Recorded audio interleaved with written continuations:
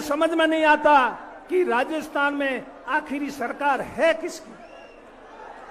राजस्थान में सरकार है किसकी। हमारे सरकार के मुखिया कह रहे हैं कि हमारी सरकार को बचाने वाली पूर्व मुख्यमंत्री वसुंधरा राजे हैं। तो क्या ये वसुंधरा राजे की सरकार है या कांग्रेस की सरकार है, यह बात मेरे समझ के परे है। आप अकेले हेमाराम को सजा दे सकते हो, अपराधी घोषित कर सकते हो, प्रदेश की सारी जनता को आप अपराधी घोषित नहीं कर सकते। 10 करोड़, 15 करोड़, 20 करोड़, 25 करोड़, 50 करोड़, 50 करोड़ तक का भी कई बार नाम लिया, कई बार मीडिया वालों साथियों को, सबको, जनता को, सबको पता है। पता नहीं किसने कितना लिया, 10 करोड़, 20 करोड़, 50 करोड़, 100, 200 करोड़ लेवल कौन, नाम ही तो लेना है। और अगर हम भ्रष्ट हैं, इतने पैसे लिए हैं हमने, तो आपकी सरकार में हमको मंत्री लेके बैठे हो हैं। आप किस पे आरोप लगा रहे हो, समझ में नहीं आ रहा है। सरकार बैठे लोग खुद अपने ऊपर आरोप लगा रहे हैं, ये मेरे समझ के परे की बात है। आप मुझे आज ही सरकार से बाहर कर दीजिए अगर आपको ये लगता है हमारा हम भ्रष्ट है। कोई जरूरत नहीं सरकार में, कोई जरूरत नहीं है सरकार में मुझे रखने की, ना मुझे सरकार में रहने की कोई ख्वाहिश है।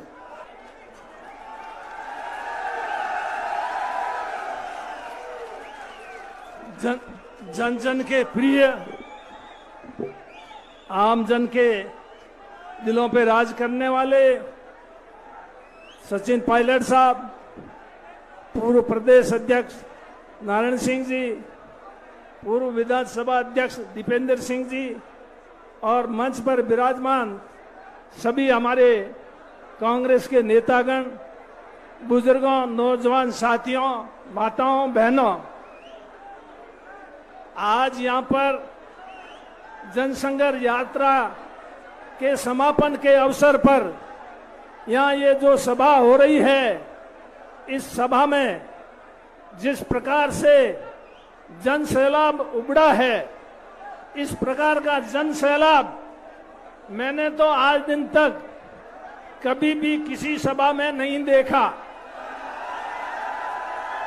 कांग्रेस पार्टी की बड़ी बड़ी रैलियां होती है, दिल्ली में भी होती है, पूरे देश की रैली, राजस्थान में पूरे प्रदेश की रैली होती है, लेकिन आज की जो सभा और जो उपस्थिति है, ये अपने आप में एक मिसाल है। और दिल्ली में और प्रदेश में जो पार्टी की सभाएं होती है, कांग्रेस पार्टी के तमाम नेता उसमें जुट जाते हैं, लेकिन इसमें बहुत से कांग्रेस के नेताओं ने इस रैली में आने से लोगों को रोकने के लिए भी प्रयास करने में कोई कमी नहीं रखी है, लेकिन उसके बावजूद भी ये इतना जनसैलाब उमड़ पड़ा है। अब इससे ज्यादा और क्या है, इससे भी अगर हमारी आंख नहीं खुलेगी तो फिर हमारी आंख कब खुलेगी? फिर तो 23 के चुनाव के बाद में खुलेगी, और बाद में आंख खुलेगी तो वो कोई काम आने वाली नहीं है। इसलिए अभी से समझ जाएं, संभल जाएं। आज ये सोचते हैं जो सत्ता में बैठे लोग कि हम अकेले ही 23 की सरकार वापस बना लेंगे। मैं ऐसा नहीं मानता। कैसे बना लिए? जन सैलाब जो यहाँ बैठा है, ये इसकी आप अनसुनी करोगे, इसको साथ लेके नहीं चलोगे, आप अकेले चलोगे, एक हाथ से ताली बजाने की कोशिश करोगे, कभी एक हाथ से ताली नहीं बज सकती। आप एक हाथ से ताली बजा के बता देना हमको, एक हाथ से ताली बजा के बता देना, मैं बता दूंगा एक हाथ से ताली बजी कि नहीं बजी, से समय आएगा। इसलिए अभी समय है, सोच लो। मुझे समझ में नहीं आता कि राजस्थान में आखिरी सरकार है किसकी। राजस्थान में सरकार है किसकी? हमारे सरकार के मुखिया कह रहे हैं कि हमारी सरकार को बचाने वाली पूर्व मुख्यमंत्री वसुंधरा राजे हैं। तो क्या ये वसुंधरा राजे की सरकार है या कांग्रेस की सरकार है? यह बात मेरे समझ के परे है, यह बात मेरे समझ के परे, और मेरी ख्याल से आम जनता के ये बात समझ से परे है। मुख्यमंत्री जी कहते हैं उनके साथ में कोई भाजपा का व्यक्ति साथ देता है, तो वो व्यक्ति बहुत ही बोल्ड होता है। धौलपुर की विधायक नाम भूल गए थे मुख्यमंत्री जी, फिर बाद में किसी ने बताया, नाम तो ध्यान नहीं रहा, फिर कहा शोभा रानी। वो बहुत बोल्ड लेडी है, क्योंकि वो बीजेपी को छोड़ के आपके साथ खड़ी है, इसलिए वो बोल्ड है। और हमने सिर्फ राजस्थान में नेतृत्व परिवर्तन की बात की, तो कांग्रेस में अगर कोई नेतृत्व परिवर्तन की बात करना ये अपराध है क्या? अगर ये अपराध है तो ये सारी जनता ये भी अपराध में शामिल है। आप अकेले हेमाराम को सजा दे सकते हो, अपराधी घोषित कर सकते हो, प्रदेश की सारी जनता को आप अपराधी घोषित नहीं कर सकते। आज अगर हम मुख्यमंत्री जी के वहां जाकर के दंडवत करें तो ईमानदार, कल मुख्यमंत्री के मुंह से हेमाराम को ईमानदार का सर्टिफिकेट मिल जाएगा। और अगर मुख्यमंत्री जी की हम जय जयकार नहीं करें तो हेमाराम साहूकार नहीं है।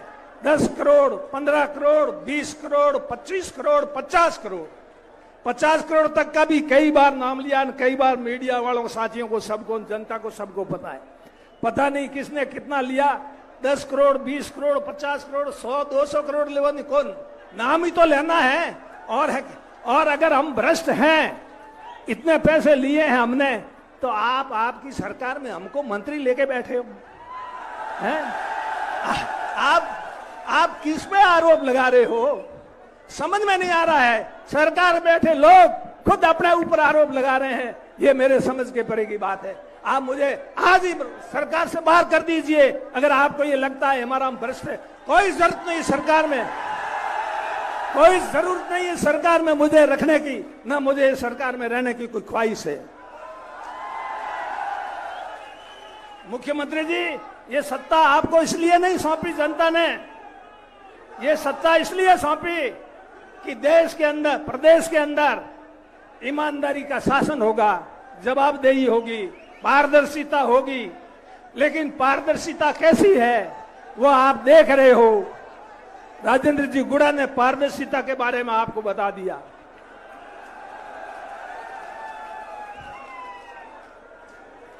एक 2 मिनट और ना। एक बार एक देश के बादशाह का देहांत हो गया, उसके पीछे उसकी औलाद नहीं थी, उसका उत्तराधिकारी तय करना था, किसको करें। उसके परिवार के रिश्तेदार सब झगड़ने लगे, वो कहता मैं राजा बनूं, वो कहे मैं राजा बनूंगा, कोई निपटारा नहीं हुआ। तो बाद में ये तय हुआ कि बाज है, बाज को माला दे दो, बाज जिसके गले में माला डाल देगा वो बादशाह हो जाएगा। देश के अंदर एक गुंडों की गैंग थी, गुंडों की गैंग का एक सरदार था, उसके अधीन गुंडों की गैंग थी। वो गुंडों की गैंग का सरदार वो भी वहां पहुंच गया कि अभी माला क्या पता बाज मेरे गले में डाल दे, मैं ही बादशाह हो जाऊं। उस बाज ने वास्तव में उसके गले में माला डाल दी और वो देश का बादशाह बन गया। पर बताऊं उस बादशाह की बात, वो देश का बादशाह बना तो उसने क्या किया। कुर्सी पे बैठते ही पहला हुक्म उसने ये दिया, जो उसकी गैंग के गुंडे थे उन सबको, पुलिस वालों को हुक्म दिया कि उनको सबको जेल में बंद कर दो, कि उसके लिए मुझे कोई सबूत की, कोई जांच कराने की जरूरत नहीं है, उसको मैं जानता हूं। और अब मैं पहले गुंडों की गैंग का सरदार था, लेकिन अब मैं देश का बादशाह हूं, इसलिए देश में इस देश को चलाना है तो गुंडों का खात्मा करना पड़ेगा, नहीं तो ये देश नहीं चल पाएगा। ऐसा उसने कदम उठाया, उसने भी।